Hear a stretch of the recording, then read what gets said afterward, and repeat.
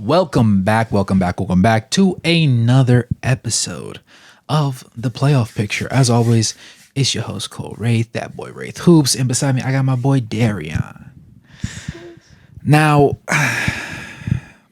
black people, I'm kidding. That's how you thought I started out. That's crazy. Nah, I was watching this one guy. He doesn't call people white people. He'd be like the Mayos.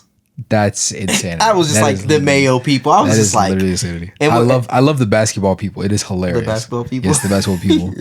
I was like the Mayos. I was like, is it spicy mayo or is it just like that Heinz? No, that's Heinz. I love creative racism, right? Like in sports, that's the only place where you can really be like, you can be funny racist. You know what I'm saying? You can be funny. You can be a jokester in the most heinous of dark humor ways, Right. and it's acceptable because we're just boys getting after it. Yeah. Kind of like how, Anthony Edwards, Jamal Murray, all those guys are getting after it. Right? It's going back and forth. I thought I wasn't going to say a sweep. I was thinking gentleman's sweep because originally I had to amend my take because originally I was saying 6 games. I thought they were going to split Denver. They were going to end up cleaning up at home, take care of business at home, probably drop that next one in Denver, and then win game 6. They cleared both at Denver, and as we record this, they're currently getting hornswoggled by Denver right now. Yep. In their own home palace, 102-75, and that's not conducive to success for my narrative. But nevertheless, I do think that this game is a slight anomaly because of the shooting percentages that Denver is exhibiting. I don't think that they are sustainable. Nevertheless, they did find a little bit of a recipe.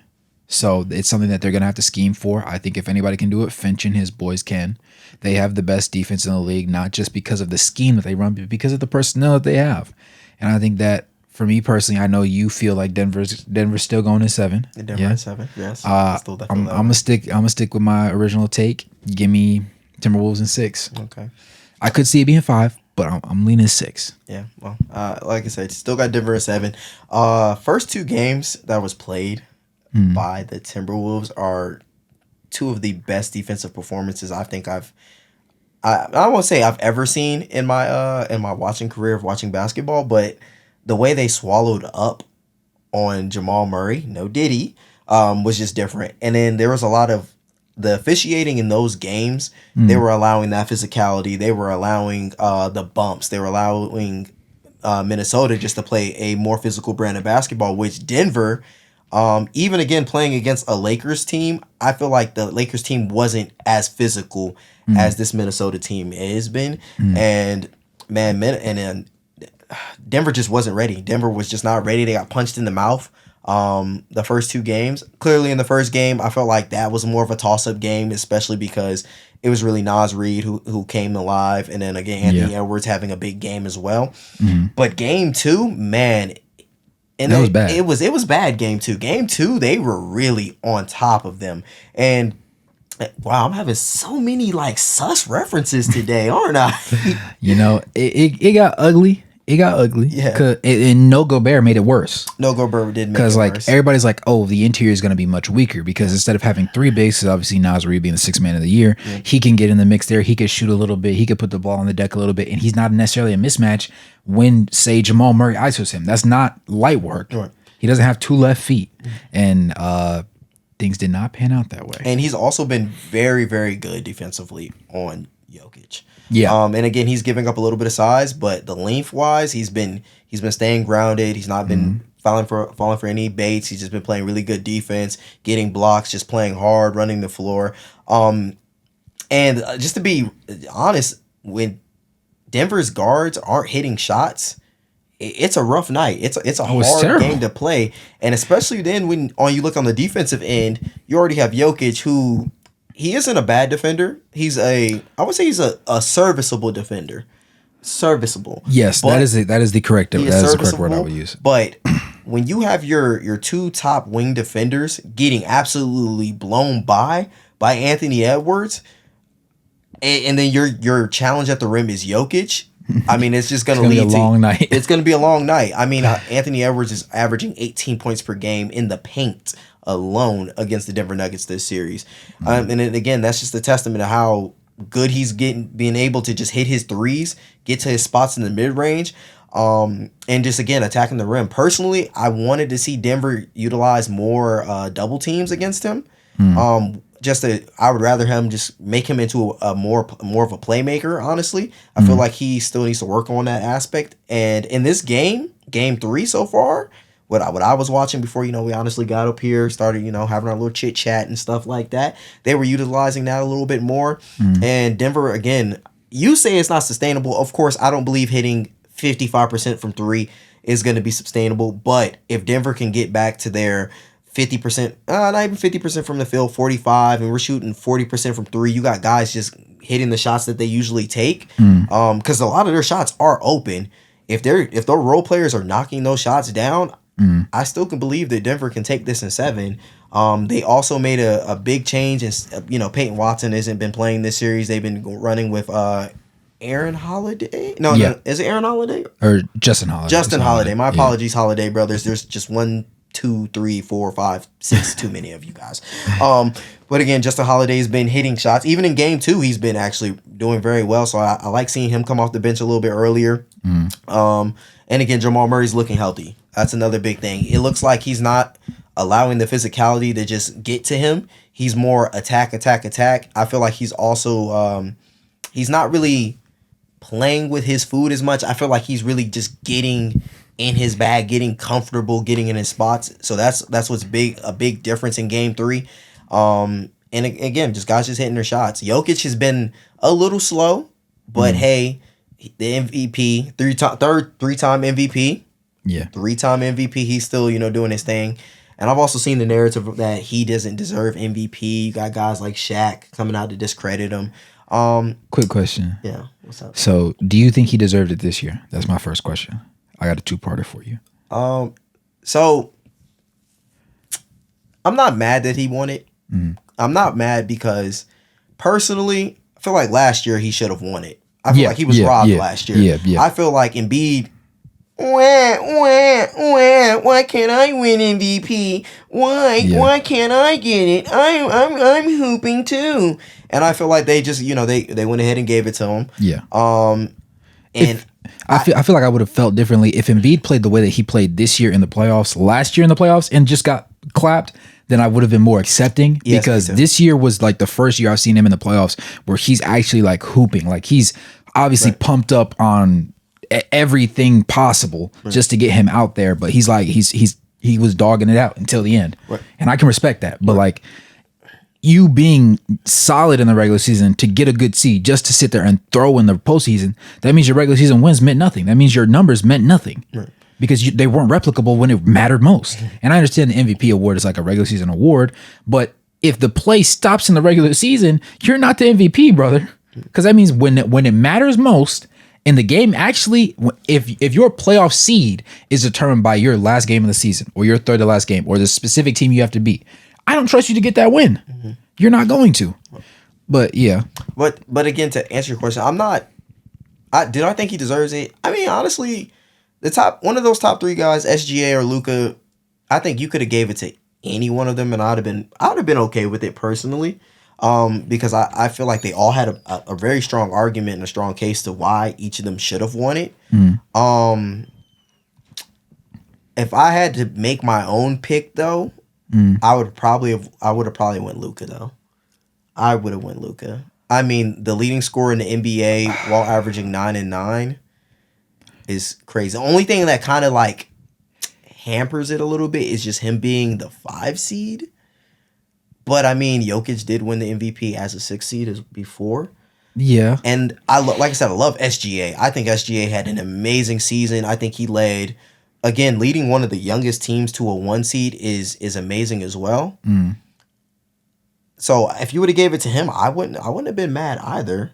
And especially because not only was SGA averaging 30 points per game, but also the impact that he had on the defensive end was impressive. He led the league in steals. Yeah. I mean, I feel like you can argue he's he's on all defensive team as well. Yeah, undoubtedly. So, and he is going to be all NBA first team as well. So it's really a toss up between these 3 guys. Like I said, I would have leaned Luka, but I feel like there was really no wrong person you could have gave it to. That's interesting. This year, personally, I don't feel like it was I don't think it was hard to really just say Jokic didn't deserve it. Secondarily, before I jump on that, how did you feel about Shaq's approach to it? Bro, did you hate it? Shaq, yes, I didn't. I hated it. I didn't. I hated it. Why did you hate it? I hated it because, bro, I've watched so many videos of the way Shaq like tries to diminish other centers, and it's just like, okay, if me personally, I feel like if I've never watched those videos of just like how Shaq is winning guys like JaVale McGee, Dwight Howard, just the way he kind of like, in a way, he bullies them. You know, he another thing them. is they let it happen. Jokic is probably one of the only guys where he's ever had something to say about that was negative towards their style of play. And it either didn't affect his game or he was the same person before and after.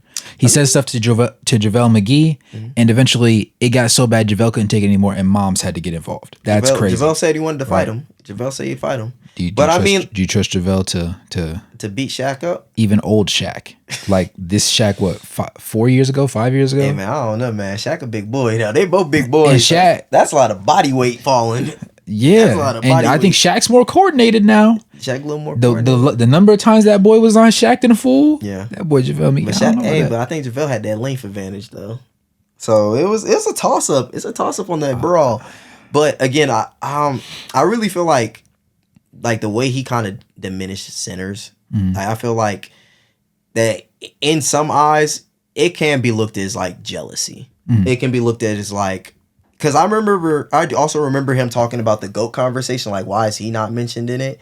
Because also my man Shannon Sharp, because he went at Shannon Sharp on Instagram, dropping a paragraph on him, like saying like, hey, if you're not even top 10 in your position or top 10 in like your sport, you can't talk to me and stuff like that. And also the fact that like I didn't take it serious. That's why I'm not considered a GOAT. And when I actually because I watched the Club Shay Shay interview of when they went over why Shannon said he felt jealous of him.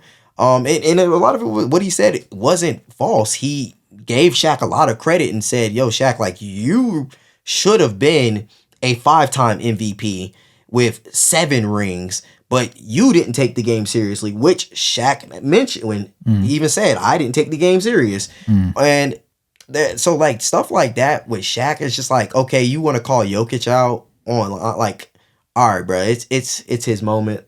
You don't, I get it. You have an opinion. That's cool if you want to voice your opinion. But I feel like in that moment, like you could just like let the man have his flowers. Like he did earn it. I don't feel like it was a snub on anybody else. I think it was just a really like, you can't sit here and just say, how do I not see him win MVP this year? Because I mean, he had the numbers. He was still technically, they were all tied for the 1 seed. It was just about who won what. It was just about who won what games. Yeah, the tiebreakers at the end of the day. So I do feel like it was a little bit of hating against just like him just wanting to be the greatest big man of all time, personally. And again, I think it was kind of soft. I'm gonna have to disagree. Okay, why do you disagree? In the media, we've been conditioned to accept that a lot of people are going to have certain opinions and they're going to say it on their individual show or their podcast or their little segment, and then it's going to get thrown on Twitter or whatever, and then the other person's going to respond. Shaq is one of the only people that will, on a continuous basis, if he feels a way about you, in front of your face, don't matter who's watching, y'all could be alone in a room, and he'll say it to you. So you won't hear Shaq said da da da about you. How do you respond? No, he said it to him. Right. He first of all, and I don't think he did it in a disrespectful manner. The words that he used in his phrasing, because he said, first of all, I want to give you your flowers. Congratulations on winning it. I respect you and your brothers and everybody related to you. That said, I personally feel like Shai Gilgeous-Alexander should have won. So he started by saying, above all else, good job, congrats. That said, though, I disagree. Respectfully, I disagree. Now, you know, I love you, your people, your family, and I respect your game. But for me personally, it shouldn't have been you, right? Now, is that a little bit haterish? Possibly. Yeah. But I also appreciate the realness and the objectivity of it. The fact that he decided he could have made this front page news in the morning. And he did it right there, right then.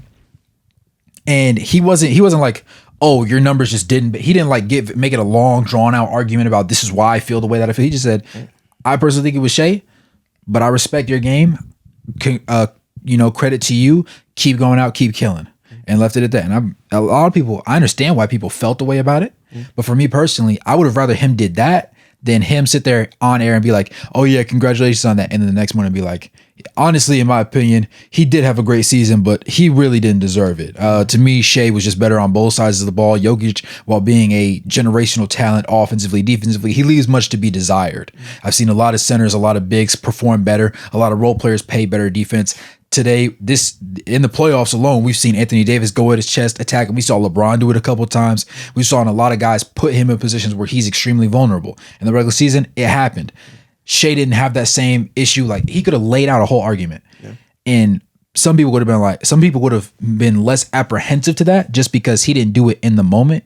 And it's like, he kind of like rained on his parade in a sense. And I understand that. Yeah. But I also Jokic isn't one of those people where he's like, his whole ego is the awards that he gets. Well, of course. Yeah, he's just trying to win, get it over with, go back to his horses. Right. So and that's why he's like, "Oh, thank you, brother." He made a little joke right after, and they all bust out laughing, and they just keep it rolling. Like, if he was a different personality, also, I think I probably might feel differently. Like, if he had like a Kevin Durant type personality, then I think that would have been a little bit overboard, because we know Kevin Durant obviously has some tendencies that he's not just going to let it roll off his shoulder. Yeah. If you guys understand, he's going, no, that first of all, and then it's going to be a whole thing, you know? So I definitely agree with about being being real. But I feel like two things can be true at the same time. I feel like you can be real and still be a hater. Oh, yeah. Oh. And like I said, just going back to just like, he has done that though. He has done it to where like he has discredited other big man's accomplishments. He's done it to Dwight Howard. I believe he's done it to Joel Embiid. He did it to Donovan Mitchell. I mean, yeah, he's a guard, so I'm not really going to harp too much on that. But there has been tendencies of him being a hater. So when you have those tendencies of being a hater, it's like, at the end of the day, people are going to call you out on it, because it's like, you've shown this is what you've done. If this was like something that if he bigs up every center that like he's, hey, Dwight, hey man, I think you've been boom, boom, boom. Like you've been a great boom, boom, boom all your time, all your career, you are a Superman, boom, boom, boom. Got love for you. I always want to see you do good. All right, cool. That's one thing. And then you get to this moment and you'd be like, hey, I think SGA got it over you. I think the perception of it 100%. You would have been better. But when you're known to be hating on centers, on these generation of centers, if it's not positive, it's definitely going to be perceived that way. No one's going to give you the benefit of the doubt and be like, you're not hating. It's because you've already shown you're a hater. So what's going to change now compared to back then? So that's just how I feel about that situation. Again, the whole with the Shannon Sharpe thing, like saying Shannon Sharpe was like not top 10, like Shannon Sharpe's like one of the greatest tight ends of all time. Yeah, greatest tight ends of all time. Literally. He's a Hall of Famer. Yeah. He has 2 Super Bowl championships. So I actually, to me, that was a L take on Shaq's part, because you don't have to be top 10 in any field to have a valid opinion. Right. You just have to be able to understand the situation. If you can't understand, I don't care if you're the greatest neurologist in the field. If you can't understand simple mathematics and you're sitting there telling me 2 + 2 is 17, brother, I don't care how intelligent you are. I don't care how many degrees you got. That's not factually accurate, brother. So that wash your hands of it. Call me what you want, but you're wrong. Yeah. So I do think on that front, he was out of pocket. He was very out of pocket with that. So I think that showed his little sensitive. I think it hurt him. That was bad. I think it hurt him. I definitely think that hurt him a little bit. Because like usually I'm with it. I don't necessarily love the way that he attacks certain centers. Does it come off as a little bit haterish? At times, yeah. Sometimes I think that he wished he could go back and redo some of his years in the NBA. I do genuinely believe that. But I also understand that if you're like that at the end of the day, right? No matter what somebody says about you, no matter what somebody says to you, you're still going to be like that. Yeah. And if your style of play is you playing a particular style of ball, no matter what somebody says about you, if that's you and that's in you, you're going to do the exact same thing every night. You're not going to all of a sudden go dips after a segment when on First Take when Stephen A. Smith says something happened. Motherfucker, you don't get paid millions to do this. I do. I'm here now. Your time passed. You're old now. You sit in the booth with a headset on, with a mic, and do your job, right? You show up at 9 a.m. and do your job. Get that job done. I'm going to get my millions. And when I end up losing, because my team's not built for it, I'm going to go to Cancun. You can't go to Cancun, can you? No.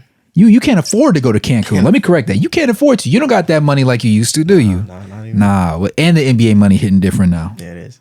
That's the energy that I feel like a lot of people need to have. So when certain people get attacked and they don't fight back, if you allow another grown man to bully you and you don't feel like you can hold your ground, get bullied. That's great. Hey, bullying builds character. I don't care. Bullying builds character. Now, there are limitations at times, but by and large, if you are a grown man, we're not high schoolers. If you are a grown man, borderline 30s and above, right? Stand on business. Now, if you're fresh out of college and like somebody that you idolized says something about you, you're going to feel some sort of way. Yeah. But at the end of the day, if you are one of the greatest the game has ever seen and you deserve to be criticized the way they're criticizing you, because out of all 450 players in the league, they picked you out. You got to be like that to a certain extent. Yeah. You can't be the 15th man on the bench and they decide to talk about you. Nobody care. No. See, but I mean, hey, I'm not gonna lie, but Shaq did do that to JaVale McGee. Because let's be honest, the Shaqtin' a fool back in the day, JaVale was like, he was. He had too many Shaqtin' plays though. He did, but then at a certain point, you could kind of start seeing that he was just kind of putting JaVale McGee in him, and they weren't really. He wasn't really doing nothing bad, and it was just like he just became part of the shit. Yeah, and then at that point, you can kind of be like, all right, that nigga kind of hating on him now. Like, all right, you're troll. Now you're just like. Yeah, you're trying to push it too far, and it's like, all right, cool. And again, same thing with Dwight. You know, Dwight came out, he was like Shaq. I idolized Shaq. He named himself Superman basically after Shaq, and Shaq stomped all over that. Yeah, he stomped all over it. I'm not gonna lie. Yeah, if Dwight stayed prime Dwight for a little bit longer and just tapered off his career and disappeared into nothingness, I would feel differently. But the fact that we've had all the allegations, like people used to sit there and joke and say Dwight was part of the alphabet community. And then what was it, last year he actually came out and was like, I had an experience with a dude and da-da-da. And I was like, brother, we didn't want to hear this. I only care about you hooping. I don't care if you in Taiwan. Talk about basketball, brother. Because everybody's sitting there saying Dwight Howard soft, Dwight Howard ain't on this, Dwight Howard can't do all that, Dwight can't be physical, Dwight be doing all this in his pastimes. And then you come out and you admit to doing certain stuff. I'm like, bro, no, you're messing with your legacy, gang. Right. Stop, cut it, cut the tape, cut the cameras off. Let him go. He didn't mean it. Your Honor, he's insane. We're pleading insanity. Please allow him to correct his misgivings. But, at the end of the day, it happened. It's behind us. We'll see what comes of it. I don't think Jokic is one of those guys where that type of interaction can occur and it won't affect his game at all. Jokic is going to be Jokic. And I love that about him. Yeah, he's going to always be Jokic. Yep. Yeah, he is. Now, as far as the MVP conversation goes, I'm a Shea guy. Yeah. I'm a really big defense guy, as we know. Jokic, to me, it was like all three of their numbers offensively were really on par with each other. They all got after things. Obviously, Jokic and Luka have a more them-centric kind of offensive system, so their assists are going to be higher. They also ended up rebounding more just because the type of offense that the Mavs run affords Luka to go and attack things, kind of like in a way that Russell Westbrook did when he went on his run of triple doubles. Yeah. Like, could Steven Adams have grabbed those boards? Yeah. But the offense ran smoother and they got out and attacked better when Westbrook was the one that got it. So a lot of times Luka ends up in a position to where he ends up grabbing somebody else's rebound, which by default helps their offense. So go for it, go do it. But defensively, Luka was giving up some crazy numbers. Oh yeah, Luka was giving up some insane numbers. So for me, even though he was amazing offensively, even though he had a couple slumps here and there, he was amazing offensively.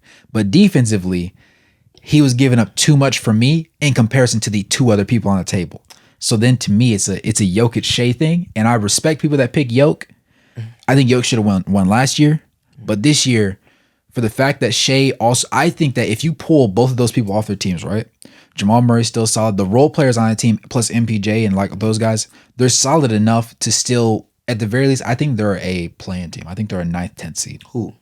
Denver. Denver? I think they're a 9th, 10th seed. Without without Jokic. Without Jokic. Without yes, Jokic. They're ninth seed. They're playing.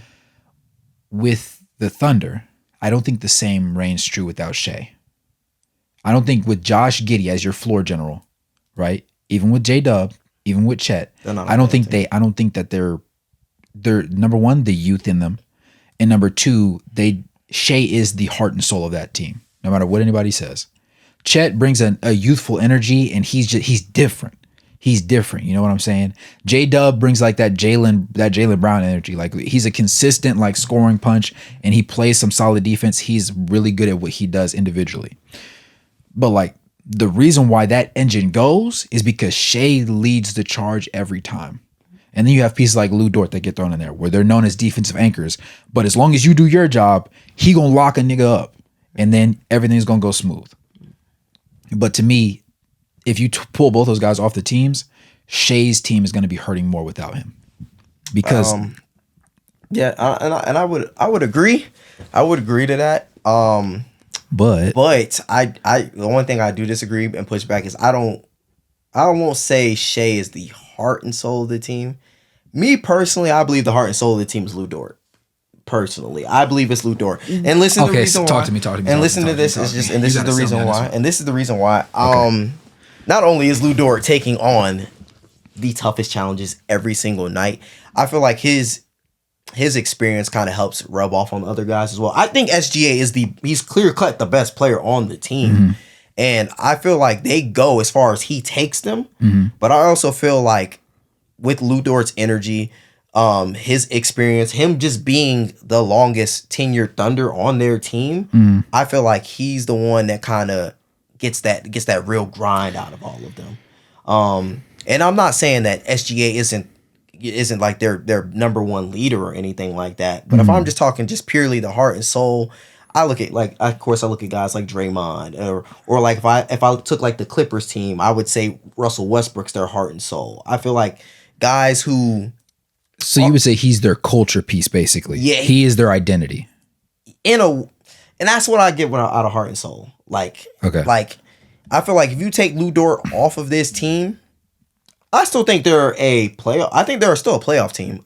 I do, but I definitely feel like at sometimes they might lack a little bit on the defensive end. Of course, just a little bit, just not a crazy amount, but I feel like they wouldn't be as good defensively as they are. Yeah, and I feel like Lou Dort brings a lot of that to them. I feel like Lou Dort is like he's the staple guy. He's one of the guys that Sam Presti has kept around, and I feel like he just gels perfectly with this team. I feel like he's there that heart and soul. I feel like I said Shea is gonna take them as far as Shea can drive the car. It's the same thing with like Curry. They're gonna go as far as Curry takes you. Yeah, but I feel like your backbone, your heart, I feel like it's your real gritty, get it out the mud type of guys, and I feel like that's Lou Dort for them. That's an interesting POV. Yeah, I don't hate that take. I understand it. Okay. I understand it. You defended your point well. Regardless, though, I think that Shea's team would be hurting more without him than Jokic would without him this year at the very least. And for that reason, combined with not like Jokic is a schemable, you can scheme Jokic into positive defensive situations. You should, in theory, be able to do the same thing with Luka, but we haven't seen it happen to enough of a degree. Only in this playoffs have we seen finally an upgrade, because especially like those last 15 games of the season, he was giving up like a historically bad field goal percentage. Like that boy he was like cone work. He was getting like it was a drill every time. And it's like, it's crazy because we also have to remember he's not 6'2". He's not Kyrie Irving's height. He's about 6'8". Kyrie Irving low key be locking up, and everybody don't be putting no names on. People will not put respect on his name. But Kyrie been having them straps, and he been having them handles on lock. He been getting the bucket. He been about it.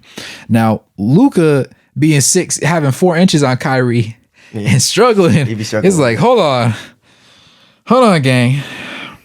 What's going on? And from that standpoint, I think he is just egregiously the worst defender out of the three of them.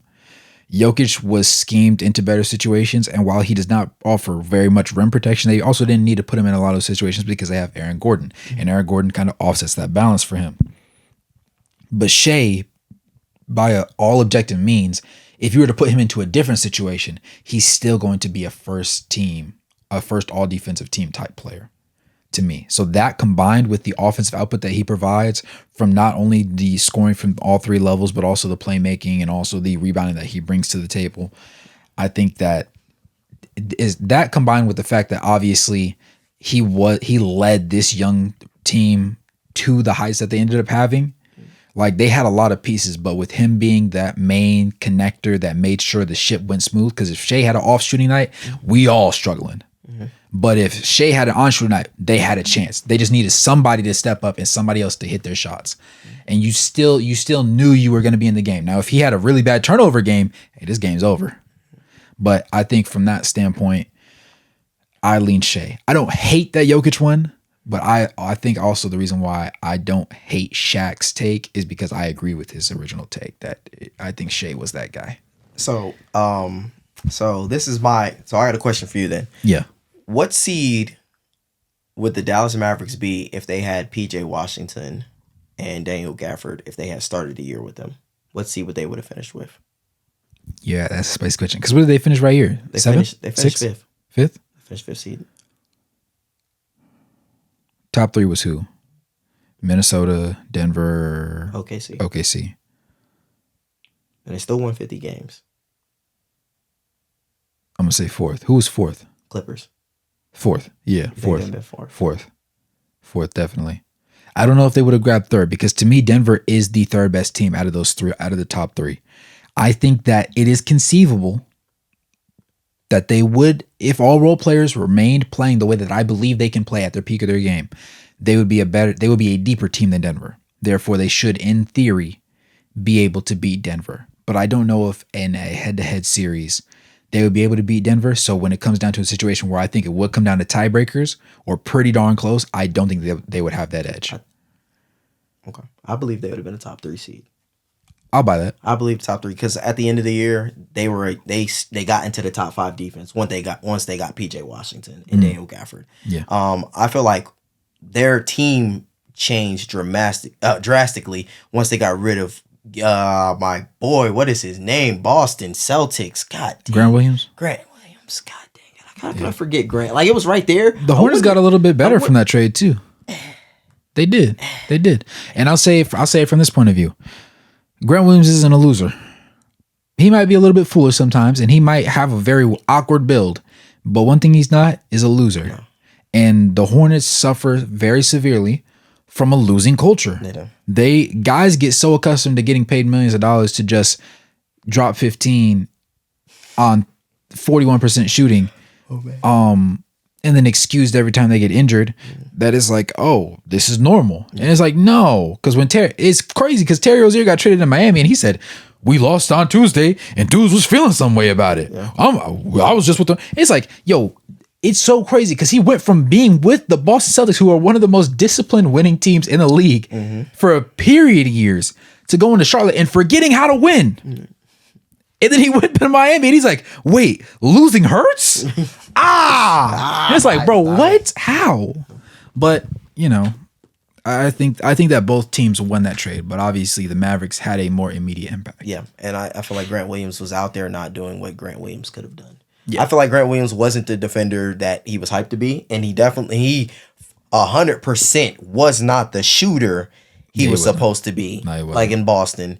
And then again, just adding Daniel Gafford, an actual 5-man, because they were starting Dwight Powell and Derek Lively. Derek Lively was good, was doing very well, but again, he's still a rookie and he's a little bit thinner. Yeah. And then your next backup was Dwight Powell. I mean, he's not. It's about that time. Yeah, it's about that time. Roll them sleeves and wash them out. And then they didn't have Maxi Kleber just yet.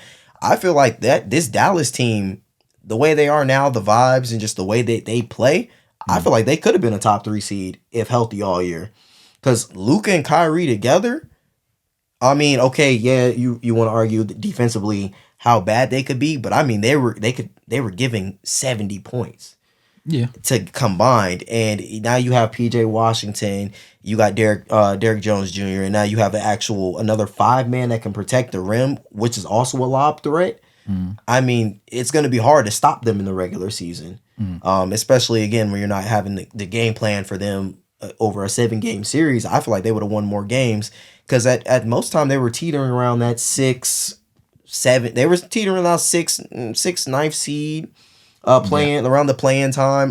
Yep. And then earlier, the Kings slipped back. And Kings slipped back, up. And then they started having win streaks once they made it that trade. I feel like that trade was big for them. Yeah, very big for them. I think that trade actually made them legit contenders and more of instead of just a dark horse. Yeah, I'll buy that. In my opinion. So that's just kind of how I feel about that. About Dallas. Fair enough. A little bit. But if we were to talk a little bit more about Dallas, let's talk about what's been going on in these playoffs because they just got through game 1 and game 2. Yeah. They dropped game 1. I dropped game 1. They came back. They got that lick back in game 2. Yeah. So obviously, OKC being the high seed, they just split games at home. Yep. Which isn't great because if you want to handle business, you want to handle it right out the gate. That's a fact. Admittedly, they did win the first game of the series, so they're not in the worst position possible. They're not playing catch up necessarily, but now you definitely have to stand on business when you go down there to Dallas. I think that obviously Shea and everybody didn't have as great of a night against Dallas's offensive threats. Now, the first game, we saw Lu Dort getting really physical with Luka. We saw Luka not responding well. We saw Luka turning the ball over. We saw Luka missing a lot of shots. Yeah. He ended up going, 6 of 19? 6 for 19 from the field. Yeah, which is very un-Luka-like. Un-Luka-like. And so Lou was really putting his work. They were mixing up a couple looks. They were also... one thing that I did peep, they were bailing out on a lot of their shooters. They were daring your Derrick Jones Jr.'s, your PJ Washingtons, all those guys.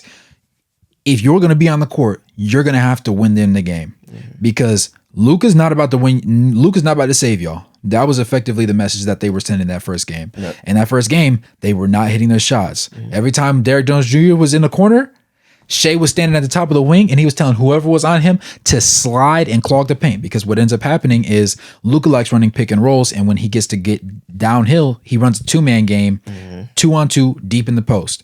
And that's either a floater or that's a lob to him. Either way, it's easy work. You clog it up and muck it up, it forces him to try and kick that ball out. The correct pass is the man that overhelped, but if the man that was being overhelped off of can't hit that shot, congratulations, you just lost that offensive possession despite doing what you were supposed to do. Now, obviously, in game 2, that was not the case. It wasn't the case at all. Game 2, they came out and made them pay. They were frying. And a lot of what's going on in game 2 was, again, I feel like they felt good about just sending Lu Dort on, I don't want to say a dummy mission because it's Luka Doncic, but they were going with the game plan of, okay, we're going to keep you to start on Luka. We're not going to send as many double teams. We're going to kind of just stay home at the beginning of the game. But after that first half, that's when they started going ahead and they really started blitzing Luka a lot more and sending him a lot more double teams. And then you had guys like Tim Hardaway Jr. who had a big third quarter. Yeah. He went on an absolute tear. A shooter's going to shoot. So he was shooting that ball. Josh Green was out there hitting shots. PJ Washington was just being effective on both ends of the floor. Again, hitting the 3 ball. I do like seeing more actions with him in the high post because I feel like he can get some isolations where he can create offense. He can create a little bit. I feel like he can be utilized more like that. And then I also feel like in the Lu Dort matchup, game 1, you could really see how I feel the start of the game. Lu Dort, there was a lot more actions of Lu Dort guarding Luka in the post. And I feel like Luka was using that size to move him and shoot over him for most of the point. And then afterwards, you could kind of see that the injury was kind of setting in with Luka. I feel like his shot selection kind of got a little bit worse. You can see frustration. And yeah, you could really see Lu Dort was honing in on him and was really taking that challenge. Again, Kyrie was he started the game off with 4 turnovers. And from then on, he didn't have any more turnovers outside of those first 4 early. But I feel like it just took him too long to kind of get it going sometimes. Like, I feel like, yeah, he's starting off his second half, he starts to get it going. But at that point, it's a little it's kind of a little too late sometimes. And that's how it was against OKC. And then OKC honestly didn't have like J-Dub. He didn't have a great shooting night that first game, but his impact on the defensive end and his intensity guarding not only Kyrie but whenever he was switched on to Luka was absolutely amazing. The rim protection by Chet Holmgren, absolutely amazing. The battle between Chet Holmgren and Daniel Gafford was amazing. The chase down blocks, the rim runs, the threes, the finishing at the rim. I feel like they were really a kind of like a side quest matchup that you really had to watch because they were playing some great big man basketball, and it's always amazing seeing it from like kind of two different sides where you have Chet, who's this, skinnier, scrawnier, center, tough, can hit the 3 ball, put it on the floor. He can still make plays just about outside on the perimeter. He was hitting his post fades on Derek Lively. He was playing amazing basketball to soft touch. And then you got dang, why the names are just slipping in my mouth right now, man? Like I just said his name. But you have Daniel Gafford, who's out here just getting to the rim, attacking strong, trying to dunk on somebody each time down the court. And I felt like OKC not only did a good job of just honing in on shooters and kind of just like leaving certain guys open in the first game, but also felt like their pick and roll coverage is amazing, especially that second their help side defender was always rotating and making a challenge at the rim. There was always a challenge at the rim from somebody. If it wasn't one guy, it was at least, if it wasn't 2 guys, it was 3 guys making a good challenge at the rim. And I feel like sometimes that Daniel Gafford was missing guys on that short roll, and he was attacking and he wasn't getting the calls that you probably think he would have got. But OKC was playing amazing defense down the stretch. And then, like I said, J-Dub, he has been one of the best fourth quarter scorers throughout the regular season. And in the fourth quarter, he stepped it up. He played big. He hit shots. And it was overall a great game. Now, game two was just a little bit different. I mean, guys were hitting shots. OKC wasn't really hitting shots. Chet wasn't hitting his shots in the end of the game. And I feel like that was really what the big difference was. But again, this series has been amazing, and I cannot wait for game 3 this Saturday. Most definitely. I cannot wait. I can absolutely wait. It's right around the corner, and it's getting spicy. Honestly, all these matches that we've seen so far, these playoffs, have been really good. There hasn't been... There's not one, like, particular matchup that comes up and it's just like, ew, I hated watching that game. To my knowledge, at the very least, off the top of my head. Now, it could just be forgettable, but even in the first round, I didn't see much of that. Moving forward, we have Boston and Cleveland that got spicy as well, right? Now, obviously, we had the situation where Cleveland was expected to get busted. They did get busted right out the gate. Now, the first game, it went according to the script. Everybody went off. Jason Tatum didn't have a terrible game. Everybody was standing on business, and they were helpless. You had Donovan Mitchell fighting for his life, and he was losing. Right. But game 2 rolled around, and everybody else said, "Hold on, brother. I might have 20 in me," and a couple people did. Mobley notably did. Was it what's his name? Max Strus. He had 20? No, I believe he had about 14. Oh, okay. No, 14. Darius Garland had 14. Yeah, he had like 4 That's threes. what I was thinking of. He had 4 threes. Yeah, but they weren't terrific, right? It was not a Batman and Robin effect to me. It was like Batman and Green Lanterns. Green Lanterns? Yeah, plural. Yeah. The Green Lantern Corps right. showed up that game. So it was nice to see their defensive rotations were a little bit crisper. You saw Boston miss a lot of shots as well. I don't know if they'll continue to miss that many shots. Yeah. I don't think they will, but they now have a chance. They have a fighting chance. You're not going home down 0-2, right? Being able to say you split the series when everybody was like, oh, Boston about to steamroll these cats and send Donovan Mitchell to Cancun early. Yeah. You know, congratulations on winning your first playoff series since LeBron left, you know, and since LeBron has been able to over the past 2 decades, but your time has come. That was basically the sentiment of everybody watching. And when they were able to basically double back after Boston sat there and backhanded them game 1, they came back with the stronger backhand in game 2. It's spicy going into game 3 because obviously Boston's a lot more human on the road than they are at home. And the fact that Cleveland was able to win when Boston was at home kind of shows that they have a little bit more grit, a little bit more grind, a little bit more of a actual game plan for the possibility of success. Now, I don't know if they actually will because, again, I still consider Boston to have been a super team. Yeah. Right? Tatum doesn't consider that, though. Yeah, it was just funny. And in my head, I'm like, well, by that logic, you're also not the best player on your team, bucko. Yeah. Tatum was bugging with those comments.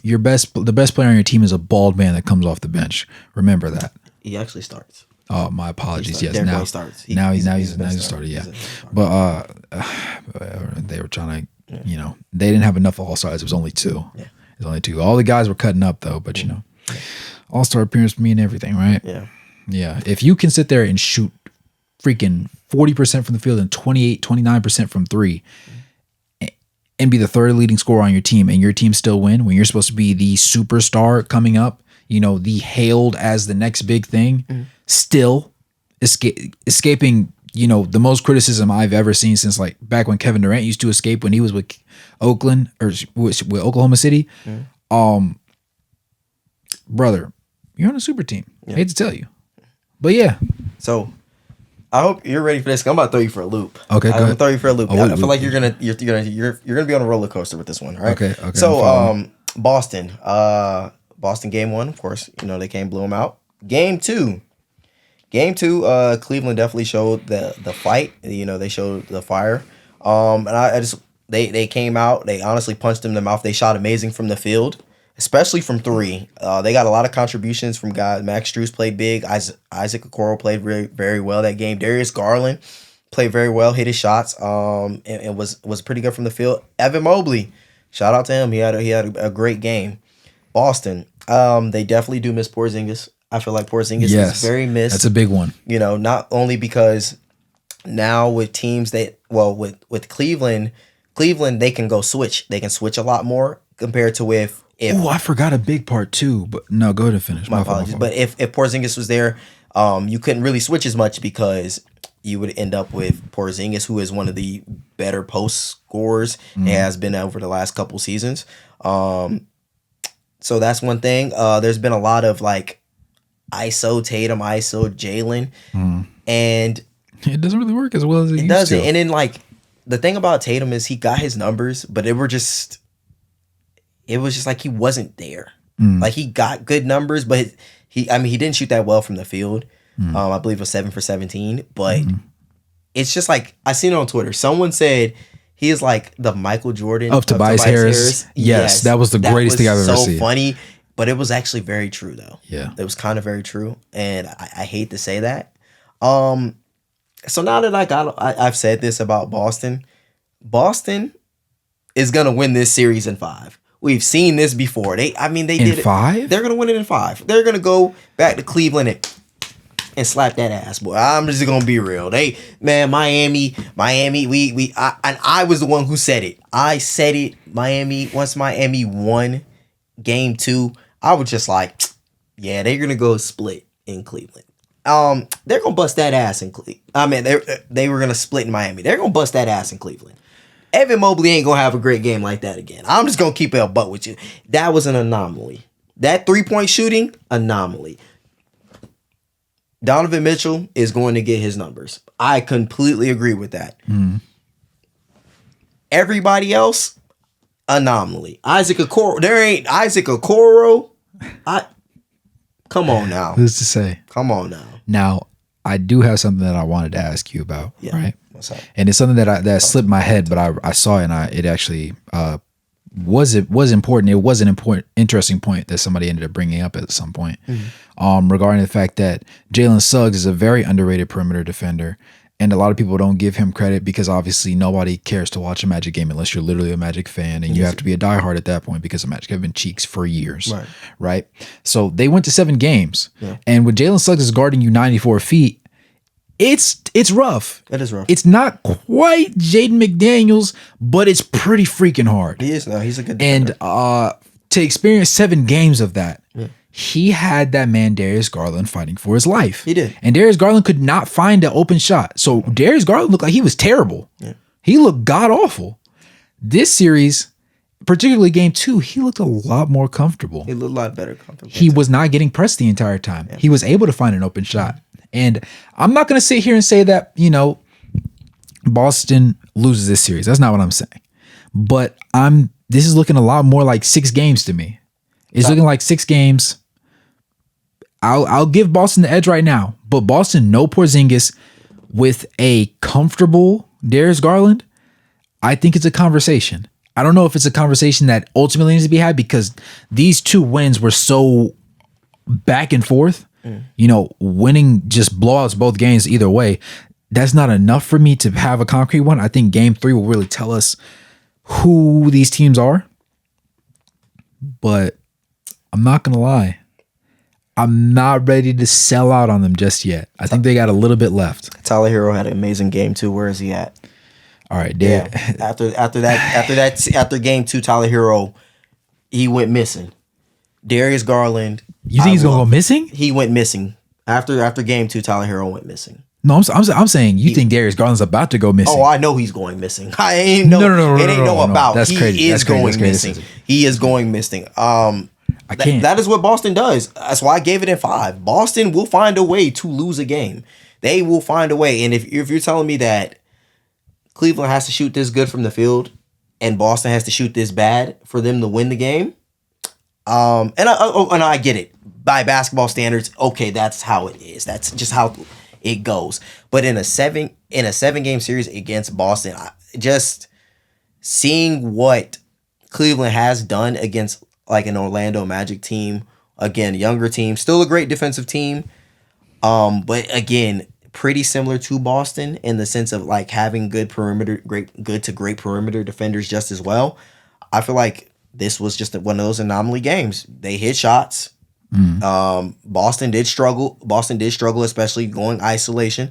I feel like Tatum's gonna be better. I feel like Jaylen Brown already started off great. And that's another thing, because I seen a lot of memes about how Jaylen Brown, because of one possession where he had the ball in his left hand, he didn't make it. Was bad though. It was bad though. Happens, but it's no, it doesn't. It happens. No.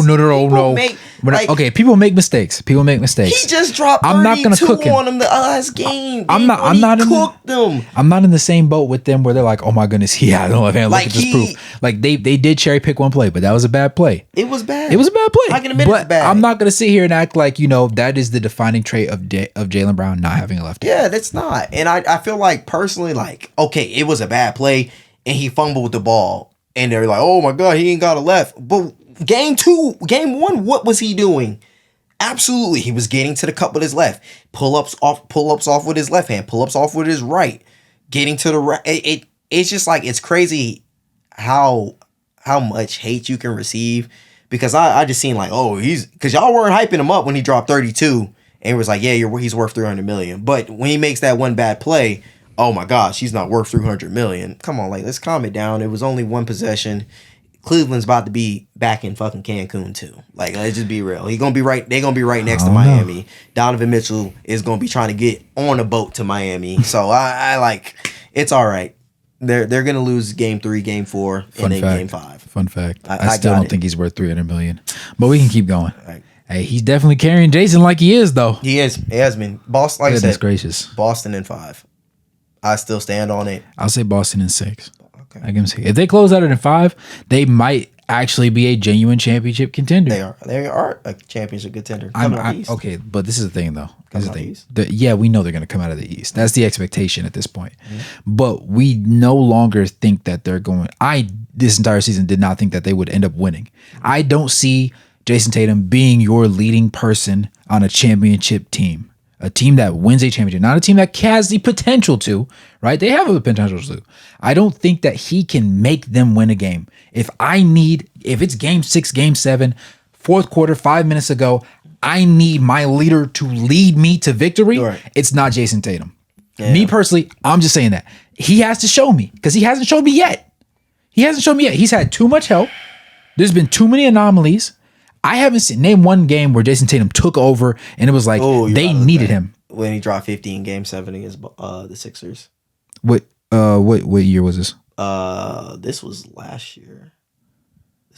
He dropped 50. I don't care. It was Joel Embiid in game 7.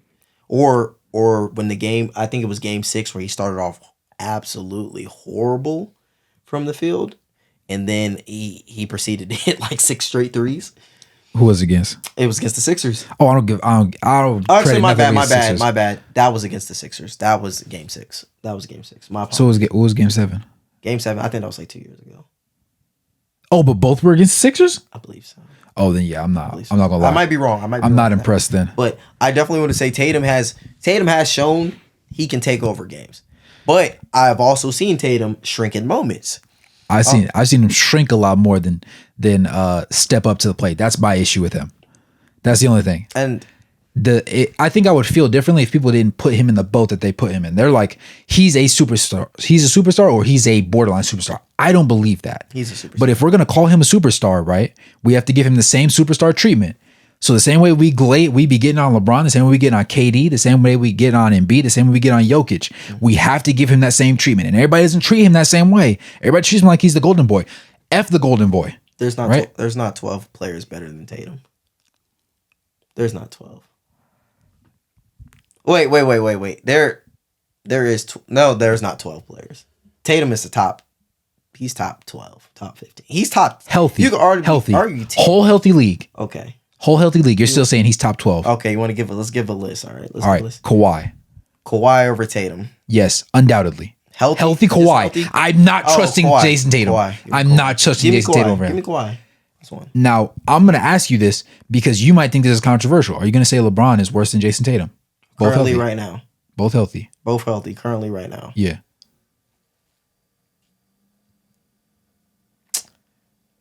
Give me Tatum, and it's really just because of the defensive impact that Tatum has. I think right now Tatum is just a better defender. I'm gonna say, he's a better shooter. No. Yes. LeBron shot 41% from 3 this year.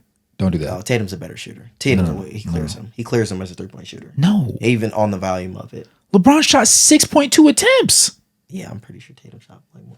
But hold up, I gotta get the stats up on you. Bro, pull up Jason Tatum. Pull up the stats. There's no way. There's no way. I'll pull up the stats for him. I got you. That's insane. I definitely got Jason Tatum as a better shooter. Middies, straight up middies, like pull up middies, I'll give him that. Turnaround fades, I'm not giving that. Threes, I'm not. No. He probably shot 38, 39%. I don't think he shot 40 though. I think he shot 38%, like 38.7. I'll give him that.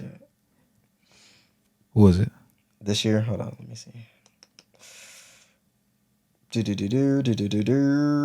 This year, Tatum has shot 41%, 47% from the field, 38% from 3. Okay, yeah. Okay. So that's respectable. That's good. I'm not taking him over LeBron though. LeBron James? Hold on, because I don't know if LeBron James. Look at that 3-point percentage. He did. That's what everybody was raving about. He shot 41%. Let me see. Everybody was raving about that. That was like the talk of the town because like year 1 billion and he's shooting his highest 3-point percentage ever. Holy crap, you were right. He shot 41%. Yeah. I might have been wrong about the number of attempts though. How many attempts was the game? The attempts? I gotta find the attempts. Oh, it's okay if it's not up there. But he was shooting a decent number. That's crazy. I actually did not believe he shot that good. Wow. He was going crazy. That's what I'm saying. Attempts. Dang, why is it not giving me the attempts? No. Dang, I can't find the attempts. Oh, well, I can't find it was a significant. But I would take LeBron. I mean, I take Tatum. I respect that. I have to disagree because when it comes down to it, I trust LeBron more than I trust Tatum to be consistent. See, I don't know. That's the thing. Because last time LeBron will never give me 40%. Will never shoot 40% from the field. Consistently. This playoffs against Denver in the fourth quarter, he was shooting about 30%. Except for that one game. Except for game 2, where he shot amazing from three. I'm talking about in totality. In totality, he wasn't having great second halves. He wasn't shooting no 40% from the field overall. He was shooting like 2 for 8. And he can do that in the second half. And then lost and got swept. And I'll accept that. Swept. And I'll accept that. And then the biggest shot of the game, he whiffed it. Jamal came down. I'll eat that. I'll eat that. I will accept that. I will accept that because I know overall, if I look at his numbers from a series, they will not look as bad as Tatum's. Okay. LeBron will never be outplayed by AD and who's third? And he was though. And D'Angelo Russell. But he was this year. Well, not D'Lo because exactly. D-Lo, but and now let's also say something, right? Mm-hmm. Right? We're not going to act like LeBron underperformed, huh? We're still at 2 people. Yeah, LeBron did not get outperformed by AD because AD was decent and LeBron was just subpar. AD was phenomenal. LeBron had bad fourth quarters in this series, though. But AD was phenomenal. He was, but LeBron still played. If you score 30 plus all but the last game, and you give me a double in every single game, yeah, but over a 5-game sample size, and he was healthy the entire regular season, 4-game sample size. They didn't get swept. They got swept. The Lakers got swept.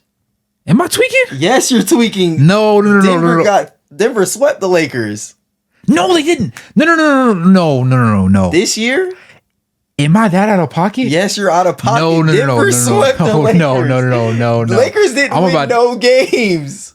There's no way. My brain is really throwing me for a loop right now. Hold on. Oh, my bad. No, I was wrong. I'm about to say. I was wrong. Because there was definitely a point. It was like, hold up. Wait. Yeah, they did win 1 game. They won game 4. They won game 4. My bad. I was about to say. They won game 4. I was bugging. I was like, because there's no way. Because in my head, they broke the streak. In my head, I remember telling somebody after they got the first one, I was like, "Hey, game 7 coming." Game 7 coming. That's what I said. Why'd you lie to that person? Because I believe that. Apologies, guys. I lied. This is the thing. I will believe in GOAT James until the end. It's a little late. That's what happened. This messed me up. Yeah. It's late. It's the lateness. I'm gonna believe in GOAT James until the end. But we still got 2 guys though. Yeah. All right. So we'll say Anthony Davis to me is definitely better this year than Tatum. No, this year I will personally, and this is why I would not say Andy is, because I can't say that your number 2 is ever better than your number 1. I'll just be real with you. I'm not saying that AD skill wise isn't better than him. I just feel like if you're the number 2 guy on your team in the playoffs, he was the number 1 though. And he won 1 game. Okay, but that wasn't his fault. He played phenomenal. That was not his fault. He played better than. He could not play. He played better than Tatum. He could not play better than Tatum. He definitely played better than Tatum. 30 and 15 consistently. But if you're asking me, okay, what more can he do? That's what I'm saying. I'll give you. What more can he do? I'll give you. That's what I'm saying. If you want to have AD, I'll give you. So that's 3. Jokic. No. What? I mean, yes. Yes, my bad. What are you talking about? I mean, yes. He's better than him. Shea. Yeah, give me Shea. Luka. Give me Luka. That's it. All right. I'm definitely not going Jamal Murray on that one. Wow. I don't know why. So my brain went to there. There's not 12 guys better than him. I'm going to go Donovan Mitchell. No. Don't. Let's not do that. So are you going to go Jalen Brunson then? Over Tatum? Yes. 40-point Brunson. Man, 40-point Brunson. Bro, the reason why they are fine without Julius Randle. There is so much like recency bias going into this. I'm talking about the totality of the season. The totality of the season. This year alone. I would have to go. I still have to go Tatum because yes, Brunson played amazing, but you still got to think of the defensive impact that Tatum has. Like Tatum was still a great defender, and I respect that. But I also know he's still a great shooter. If you take Tatum off of that team, they're fine. You take Brunson off that team, they're not making the playoffs. No, I agree with that. I agree that they're not. Well, I wouldn't say they wouldn't make the playoffs. They're not. Who's leading that team? Remember, Julius Randle's hurt. You still got Julius Randle. Before he got hurt, I mean, he didn't get hurt till towards the end of the year. But still. But I still think they would have been better than the fucking Bulls. They would have been better. They would have been in the play-in. Call me crazy. Yeah, they would have been. I'll say that. I don't trust them to make the playoffs though. I don't trust them to make the playoffs. I don't trust Julius Randle. Like I would never in a million years. Julius Randle is one of those guys where like I don't hate him as a player, but I would never sit there and like argue him over somebody else. Like I love Jalen Brunson is. To me, and when we get to the Knicks topic, Jalen Brunson has been the best player in the playoffs. I wholeheartedly agree with that. I think he's been the best player in the playoffs. No. You think Anthony Edwards has been better than him? I again to go back to your argument. percentage wise. because of the numbers. The percentages are crazy in favor of him. Percentages, okay, I agree with the percentages. And then the defensive impact. But I'm looking at, you have no OG Anunoby. You have now you have no OG Anunoby. You have no Julius Randle. You have no Mitchell Robinson. You're basically playing. It's you and Josh Hart. Huh? It's just you and Josh Hart. It's you and Josh Hart. Dante DiVincenzo is playing. Wow! Yes, he's been balling out as well. So me personally, the level he's played at to win these, like to even be in these games, like without even his like main cast of guys, I put it over Anthony Edwards, because Anthony Edwards he still has Jaden McDaniels. He still has Karl-Anthony Towns. Of course he missed Rudy one game. Yeah. But he still has Rudy Gobert. Like, he still has his pretty much a full healthy roster. And again, they blew Denver out. They were up 2-1. And without Jalen Brunson's second best player, arguably, they beat the Sixers. They beat Sixers. Granted, I know you want to say not a fully healthy Joel Embiid, but they still beat them. And then the game against the Pacers, he would have had another 40-point game if he didn't get hurt in the first quarter with the hand injury. He would have had another 40-point game back to back. And then game 3, he was still amazing this game 3 as well. I believe personally he's been the best player just because he's carrying a team he is the legit only shot creator on his team. Legit. He creates. And I know like Jokic creates a lot, but he's legit doing it at a high level. His usage rate is insane. At 6 foot, and he's been shooting actually amazing against the Pacers. He has I will say this. He has the hardest job in the playoffs. In order for his team to win, he has to be phenomenal. Yes, and I feel like Anthony Edwards. Because of that, though, I don't think. Now, the Timberwolves are a good playoff team, are a good team. There's no arguing that. They are the number one defense. They're the number one defense for a reason. Their offense is not terrific by any stretch of the imagination. No. If Anthony Edwards does not upgrade his play like he does going into this postseason, I don't think that they have a chance of making it out of the first round. If you take Anthony Edwards off that team, I don't. Okay, I trust their defense to be great, but I don't trust their defense to be great enough to overcome the offensive firepower that Phoenix would have presented, because their offense would be stagnated. See, I don't trust Karl-Anthony Towns. And that's where I had to get you at, because Anthony Edwards did have game 2. He had one bad game. He had one bad 15 game. Points. And they still beat them. Yeah. And they ultimately swept them. And I feel like Anthony Edwards can have a game where he scores 20 points and they can win. There is no feasible way that Jalen Brunson scores 20 and they win. It's just not possible at all against the Pacers. Or against the Sixers. He scores 20, they're going to lose. It's straight out flat that way. You can't say that's not true. I agree with you. He has to drop 40. Or 30. For me, that's score 30. No, he has to drop 40. He has to drop 40. Especially the way the roster is constructed right now. No, if OG's not back next game. OG's not back, exactly. And that's why I feel like the way Jalen Brunson is playing right now, I think he has the hardest job. Undoubtedly. He is, but I can't say he's playing the best, because what he lacks on defense, his percentages aren't showing on offense. Yeah. That's my thing. If he was shooting league averages, if he was shooting 45% from the field, 36% from 3, then I would probably be inclined to agree with you. But against the Pacers, he's actually shooting very well from the field. I can get you those numbers real quick. Oh yeah, he's actually shooting. Talk to me. He's shooting a little. Talk to me nice. I got you. I got you. Dang. I got you right here. I'm gonna talk to you.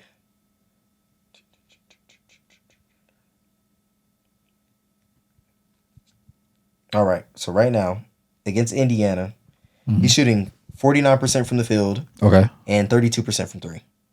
Okay. Averaging 36 points per game with 4 assists. Okay, shooting 83% from the field. So 3-point number isn't crazy, but again, shooting 49% from the field. Did it say how many shot attempts or no? If not, it's fine. I just wonder. On shot attempts. Because I'm wondering how much this series is going to normalize his shooting percentages from the first round. I definitely can tell you getting him up there. Yeah. He's definitely getting him up there. He's shooting at least 18 a game. He's got to. And I'd argue he's probably closer to 23 a game. Dang, why can I not? It definitely isn't giving me WESPN. Yeah, I know ESPN is not being nice with me. Right? But yeah, no. I mean, I'm open to that, to having that conversation. I just need his numbers his percentages to normal out. So 2 more games, because we're 2 games in, right? Well, we're 3 games in now. Give it 2 more games, like game after game 5. We can definitely have that conversation. I'll probably agree with you.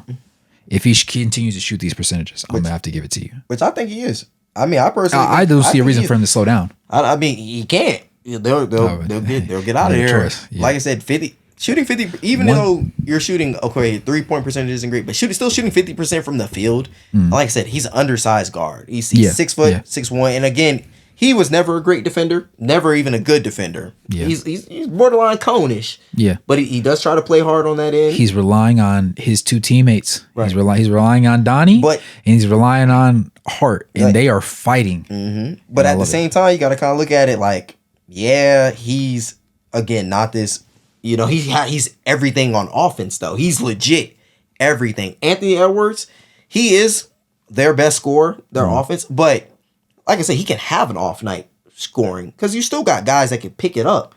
You still have Karl-Anthony Towns. This series they can't. This series they can't. No, he can't. If he could still score 20, and their defense could suffocate Denver enough to win the game. I feel like tonight though, that's the thing. Tonight, yeah, their defense was getting fried. And like, I don't know what happened with Karl-Anthony Towns shot attempts, but he had a low number of shot attempts today. Yeah, just overall, just the supporting cast wasn't really great.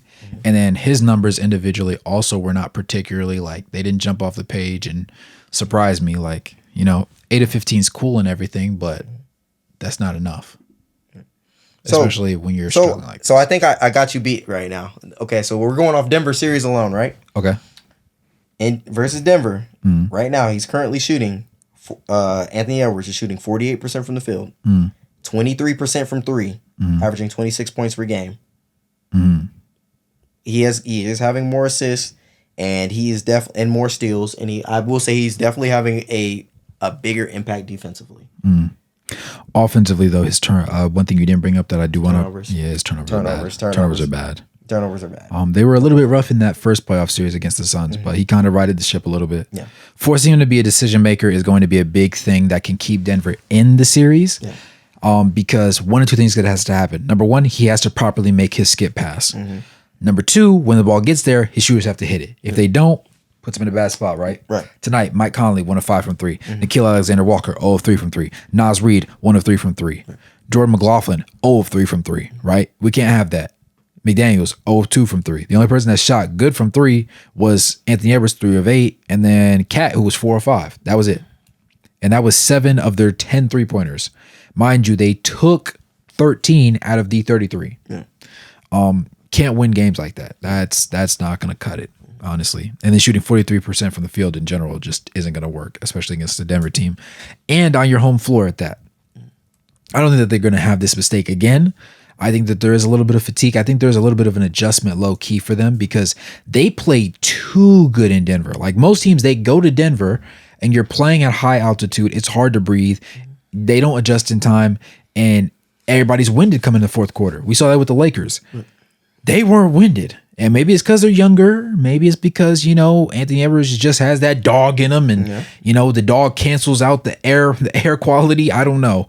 But they came back to Minnesota and it didn't pan out that way. No. It didn't translate. And I just feel like that's, again, just giving it back to a championship team. Like, they knew what it was. They know what's at stake. Yeah. They know what it takes. Denver is the most disciplined team in the league, and I say bar none. Yeah, they got punched in the mouth, and they said we're gonna come back swinging. So again, like I said, that's why I'm not counting the champs out just yet, just because they went down too well. And again, three-time MVP. He's not a 3-time MVP for no reason. That's a fact, right? So if we want to go back to these Knicks, man, I'll be honest with you, man. Besides Jalen Brunson just being him, the Knicks, Josh Hart is a trooper Josh Hart. I wish I could clone Josh Hart and put him on my team. He is a trooper. And game 1, I did say that fatigue is going to start setting in, which in game 1, you could see that the Knicks were kind of coasting a little bit. They were not. You could look at them, you could see they were a little tired. Looked like, the legs were getting a little jelly. But at that the third quarter run that they made, it is just like, all right, we're waking up. We're getting Jalen Brunson in the fourth was absolutely amazing. Again, I personally felt like there were some calls that were leaning the Knicks' way that could have been a swing for momentum in the Pacers. I really feel like there were some calls at the end of the game. Personally, there was another big call at the end of the game where it was the charge. It was not the charge. It was the moving screen, right? Oh yeah. And personally, I know guys would be like, "Well, it was a moving screen." I personally feel like I hate seeing games come down to a play like that. I personally do. I hate it that has to come down, especially on the other end where you have refs. Your ref is missing calls, or they're making some kind of questionable calls on one end, and then it's like, all right, I'm gonna get it right here. Because let's be honest, it's in my opinion, it was a moving screen, but I also feel like that play might not have been called earlier in the game. Of course, I feel like it was just called in that specific moment, and I feel like that kind of sucks. And if they're gonna lose the game, I want it to be lost off of let's close a great game out with a great shot attempt, or with a shot, not with the whistle. Personally, game 2, another questionable call with a double dribble, ultimately leads to another Knicks victory. But then again, also questionable coaching by Rick Carlisle, because again, he's leaving his guard on the bench who should have been closing the game out, and TJ McConnell, who's been having a amazing playoff series so far, except for game 3. His game 3 was a little shaky game 3-ish, but it's okay. We're not expecting you to be Superman every game. Tyrese Halliburton, he woke up. Game 2, he woke up. Game 3, he woke up. Game 1, it was rocky, a little shaky, especially with the turnovers. So I'm happy to see that he's getting back to early Tyrese Halliburton, because that is what's gonna solidify my claim on them winning in 6, is if Tyrese Halliburton can revert back to who he was at the beginning of the season. But again, it's all about Jalen Brunson, man. Like, can slowing him down is it. I mean, honestly, it's looking rough. It's looking very, very hard. They're sending doubles at him. They're blitzing him. He's just always either finding a way to get fouled. He's finding a way to get into his spots on the mid-range, or his kind of like mid-post game. He's just always finding a way to just isolate and get buckets, or just hit a clutch 3 down the line. Again, do wish his 3-point percentage would go up, but at the number of attempts he has to shoot, the shots he has to take, it's not going to look the prettiest. I can give him that, but I mean, he's been absolutely phenomenal. Role players have stepped up. Dante DiVincenzo, that man has been getting to it. Before OG Anunoby got hurt, he was not only was his impact felt on the defensive end, but also being able to hit shots, cut to the rim. He's been very, very well. Isaiah Hartenstein been very good for this team. Been a lot better. I need to put some respect on his name, because I was talking crazy about this man. We're talking a little greasy, especially last round. And he black. Dude was your brother. He was disrespecting him. I don't care. I don't care about any of that. I don't care if you're purple. I don't care if you're from Egypt. I don't care if you're from Somalia. We love everybody around here. If you suck, you suck. You suck, you suck. You know what I'm saying? Simple as that. If you're garbage and I see you making bad reads and you're not communicating on defense, I'm finna call you out. I don't care if you're LeBron James. Right. I don't care if you're I don't care if you're the man that I consider to be the GOAT. I'm still calling you out, because that's just fair basketball. I'm a student of the game before I'm your fan. Yeah. Remember that. Always and forever. So I was cooking on him crazy, because defensively that man was leaving much to be desired. He was not communicating. He was not calling out screens. He was sitting there letting his man sit there. He was letting Jalen Brunson fight for his life, get screened, and then expecting him to fight through the screen. He can only do but so much. Yeah, I got to score and fight. Nah, that ain't he's definitely gotten better. He's taken on more of a passing role, right? He hasn't been the greatest passing up, but he's been much more useful on offense than he was in the past. And coming from the fact that, he has a very limited offensive skill set, he can't score outside of 10 feet realistically. It means a lot that he can make the correct reads and when it comes to passing the ball. Whether it be from the high post, whether it be from out at the top of the key, if it's a DHO situation, or just rejecting the DHO and just going into a situation where he does end up being that, not necessarily floor general, but the guy that initiates the offense to a certain extent. Right. So respect to him, Yeah, he's been balling. I mean, they've been playing good. The Pacers, I mean, they've just been having guys step up. I mean, Ben Shepherd, Ian Jackson, Miles Turner. Yeah, Aaron Nesmith, Obi Toppin. These are revenge for him. This is revenge for him. This personal. They traded him, so he's definitely been trying to step up. TJ McConnell. I personally feel like that this series would be a little less closer if personally Benedict Mathurin was healthier. Just because I believe his intensity and just the way he can drive and get to the rim. Also, he's another body to go guard Jalen Brunson. I feel like he would cook. Jalen Brunson would still cook him, but hey, you just got another body you can really just throw at him. Andrew Nembhard with one of the biggest shots in Game 3, step back tween, give me that. That shot was huge, unexpected. It looked like it was gonna be go into overtime. He stepped up here, shot. Jalen Brunson at the end of the game try to draw a whistle that just kind of wasn't there. Yep, and they were not going to give it to him. And again, it honestly looked like the Pacers were going to lose this series because in the third quarter they kind of start having a lapse, especially offensively. And defensively they just couldn't get a stop. There was turnovers by Tyrese Halliburton. There was turnovers by Pascal Siakam just trying to operate out of the high post and ISO situations. And yeah, I mean there were some questionable plays down in the third quarter, but in the fourth they really locked it in and they went ahead and they closed this game out. You could say it was a little lucky, but hey, sometimes you got to be lucky just to win a game. Yeah. Yeah. So that's the fact of the matter. That's the fact of the matter. But so I know for a fact the Knicks, if this game goes beyond 6 games, the Knicks are in trouble. I feel like Game 6, they will be in trouble. If it gets pushed to a Game 7, the Knicks will lose. That said, do you think the Knicks close out in 5? No. I think do you think they close out in 6? I think they're going to lose. You know me, I got Pacers at 6. I feel like they're going to lose in... So, oh, wow. I feel like mind you, lose. Remember, the Knicks are up 2-0. There's 2-1 now. 2-1. So you think they drop the next 3? I think they drop the next 3. That's bold. It's very bold. It's really because it just all really, one of the biggest factors of that is I don't know how long OG Anunoby is going to be out for. That's true, yeah. And without him, who's really guarding Pascal Siakam? And I didn't feel like Pascal Siakam had a great game tonight, personally.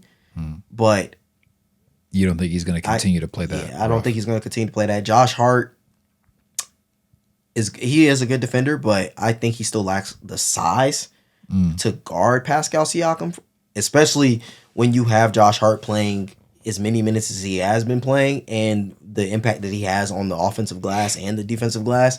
I feel like he just he can't continue to like show bodies at him. I don't think they have enough size for him. I don't think Precious Achiuwa is going to be able to guard him. And now that Tyrese Halliburton looks like it's clicking,